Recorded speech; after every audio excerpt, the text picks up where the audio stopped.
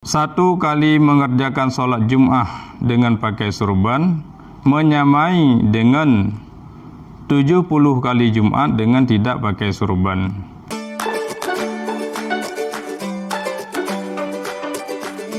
Assalamualaikum warahmatullahi wabarakatuh. Alhamdulillah wassalatu wassalamu ala rasulillah wa ala alihi wa sahbihi wa man tabi'ah. Puji dan syukur kepada Allah Subhanahu wa Ta'ala atas berbagai macam rahmat dan nikmatnya. Salam dan salam kepada Rasulullah Sallallahu Alaihi Wasallam, keluarga dan sahabat beliau sekalian, serta seluruh pengikutnya. Pada kesempatan ini saya akan menyampaikan keutamaan memakai surban dan bersiwak. Jemaah yang dimuliakan Allah, memakai surban dan bersiwak ini sangat besar pahalanya, terutama dikala melaksanakan sholat. Sebagaimana sabda Nabi Sallallahu Alaihi Wasallam, "Raka'atani bi'imamatin afdalu min sab'ina raka'atan bighairi imamah." Dua rakaat sholat dengan memakai surban lebih baik daripada 70 rakaat dengan tidak memakai surban. Para jemaah yang berbahagia, mengerjakan sholat 70 rakaat itu berat, memerlukan waktu sampai 7 jam. Tapi dengan memakai surban, mengerjakan sholat 2 rakaat, yang mana mengerjakan sholat 2 rakaat itu perlu waktu 3 menit atau 4 menit, tapi bisa menyamai pahalanya seperti mengerjakan 70 rakaat dengan tidak pakai surban. Para jemaah yang berbahagia, surban yaitu melilitkan kain di atas kepala, ya, yang mana di atas kepala dipakai peci, ya, setelah pakai peci kemudian dililitkan surban. Nah, itulah yang disebut dengan imamah. Begitu juga dengan bersiwak dikala hendak mengerjakan sholat. Rasulullah bersabda, "Raka'atani bisiwak khairun min sab'ina raka'atan bighairi siwak." 2 rakaat sholat dengan menggosok gigi lebih baik daripada 70 rakaat dengan tidak menggosok gigi. Menggosok gigi yang disebut dengan siwak di dalam hadis artinya menggosok gigi dengan sesuatu yang kasar, dengan kain bisa, atau dengan yang lebih bagus adalah dengan kayu sadar. Kayu yang ada dari Arab, memang sering dipergunakan oleh orang Arab untuk menggosok gigi. Itu banyak dijual, ya, di pasar-pasar, di tempat, ya, jualan-jualan, ya, barang-barang muslimin, ya, itu banyak dijual, ya, kayu tersebut, ya. Dan juga termasuk sunnah itu adalah dikala orang menggosok gigi dengan memakai odol dikala hendak sholat, itu juga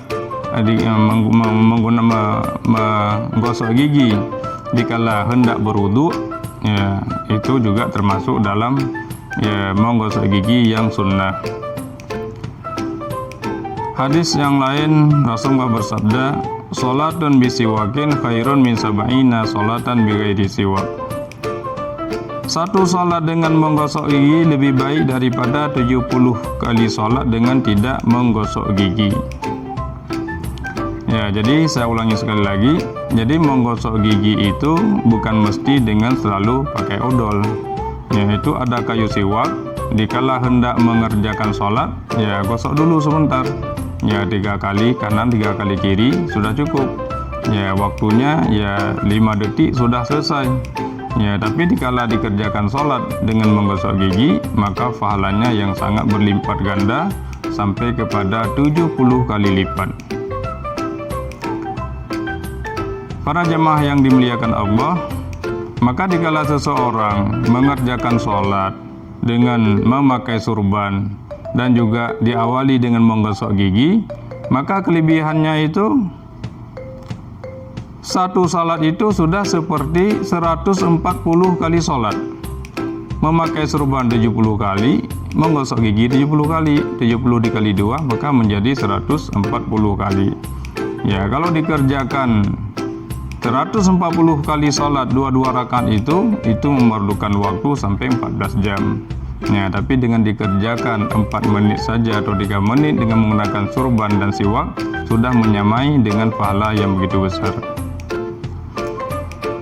Hadis yang lain Rasulullah bersabda, "Laula an asyqa ala ummati la amartuhum bisiwaki inda kulli shalah." Seandainya tidak berat atas umatku, sungguh aku perintahkan mereka dengan menggosok gigi pada setiap kali sholat. Artinya menggosok gigi pada setiap kali sholat itu sangat penting, sehingga Rasulullah berkeinginan untuk memerintahnya. Tapi Rasulullah tidak memerintahnya karena Rasulullah yang memandang itu adalah suatu hal yang berat, dan Rasulullah khawatir nanti umatnya tidak sanggup mengerjakannya. Jikalau tidak dikerjakan maka menjadi dosa, karena itu sudah menjadi perintah Rasul. Ya, maka tetap menggosok gigi itu pada setiap kali sholat itu tetap pada sunnah muakkad. Dalam hadis yang lain Rasulullah bersabda, "Laula an asyqa 'ala ummati la amartuhum bisiwaki ma'a kulli wudu'in." Seandainya tidak berat di atas umatku, sungguh aku perintahkan mereka untuk menggosok gigi pada setiap kali wudu. Para jemaah yang berbahagia, maka pada setiap kali berwudu itu juga sunnah muakkad, sangat disunnahkan untuk menggosok gigi, yang diawali menggosok gigi itu sebelum memulai berwudu. Jadi sebelum memulai berwudu, gosok gigi dulu. Bisa menggosok gigi itu dengan gosok gigi yang biasa dipakai odol, atau gosok giginya dengan kayu yang sering dipergunakan oleh orang-orang Arab, juga sering dah banyak dikirim ke Indonesia. Ya, dipergunakan kayu ya tersebut itu juga mendapat pahala. Bahkan para ulama menyebutkan bahwa alat menggosok gigi yang paling afdal itu adalah kayu sadar yang disebutkan di dalam ya kitab-kitab fikih. Di dalam hadis yang lain Rasulullah bersabda, "Sholatu tatawwu'in aw faridatin bi imamatin ta'dilu 25 sholatan bila imamah." Satu sholat sunnah atau satu sholat fardu dengan menggunakan surban itu menyamai dengan 25 sholat dengan tidak pakai surban. Kalau tadi Rasulullah menyatakan 70, ada hadis lain Rasulullah menyatakan dengan 25 kali lipat. Wa jum'atun bi imamatin ta'dilu 70 jum'atan bila imamah. Satu kali mengerjakan sholat Jum'ah dengan pakai surban menyamai dengan 70 kali Jumat dengan tidak pakai surban. Para jemaah yang berbahagia, jadi sunnah menggunakan surban itu pada setiap waktu, terutama pada setiap mengerjakan sholat, dan lebih utama lagi adalah pada hari Jumat ya, dan pada sholat Jumat, di mana sholat Jumat itu sekali mengerjakannya maka menyamai dengan 70 kali Jumat dengan tidak menggunakan surban. Hadis yang lain Rasulullah bersabda, "Alaikum bil amaimi fa innaha simal malaikati wa arkulaha khalfa duhurikum." Pakailah surban, karena sesungguhnya surban itu adalah tanda para malaikat, di mana para malaikat itu adalah semuanya pakai surban, tanda malaikat itu pakai surban, dan turunkan ujung daripada surban itu ya dari belakangnya. Ya, kalau kita melihat orang-orang pakai surban, ulama-ulama pakai surban, di belakang pada surban itu ada ujungnya diturunkan ke belakang. Itu adalah sunnah yang dianjurkan oleh Rasulullah Shallallahu Alaihi Wasallam. Di hadis yang lain Rasulullah bersabda, "Inna farqa bainana wa bainal musyrikin al-amaimu alal qalanisi." Perbedaan di antara kita orang yang beriman, orang muslim, dan orang musyrik adanya surban di atas peci. Jadi kalau orang muslim itu dulu pada masa Nabi, para sahabat menggunakan peci, kemudian dililitkan lagi dengan surban. Jadi beda dengan orang kafir, mereka tidak menggunakan surban. Hadis yang lain Rasulullah bersabda, "Fa innal amaima tijanul muslimin." Sesungguhnya surban itu adalah mahkota kaum muslimin, mahkota orang Islam. Maka dikala seseorang Islam menggunakan surban, itu namanya menggunakan mahkotanya. Maka tidak pantas kita malu menggunakan surban, karena itu adalah menggunakan mahkota kita sebagai orang muslim, terutama di waktu sholat.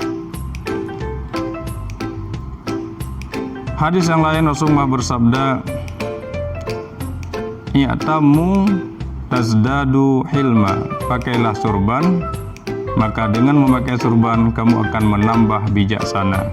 Artinya seseorang dikala memakai surban, maka kebijaksanaannya akan menjadi bertambah. Para jemaah yang berbahagia, demikianlah yang dapat saya sampaikan tentang kelebihan surban dan bersiwak. Ya, maka marilah kita selalu menggunakan surban, terutama dikala hendak mengerjakan sholat.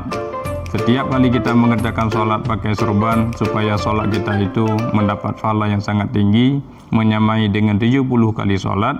Dan juga diawali dengan bersiwak, yaitu gosok gigi dikala hendak sholat, ya, supaya sholat kita itu ya menyamai dengan 70 kali sholat. Jadi kita sholat dengan memakai surban dan diawali dengan menggosok gigi, pekerjaannya sangat ringan, kita kerjakan dalam waktu yang sangat singkat, ya kita kerjakan barang 4 menit, tapi dia menyamakan dengan pahala mengerjakan sholat 140 rakaat yang memerlukan waktu sampai kepada ya pada 14 jam. Ya, 140 rakaat itu perlu waktu 14 jam kalau dikerjakan. Tapi kerjakan dengan pakai surban, bersiwak, ya kerjakan 4 menit, ya tapi pahalanya sangat besar.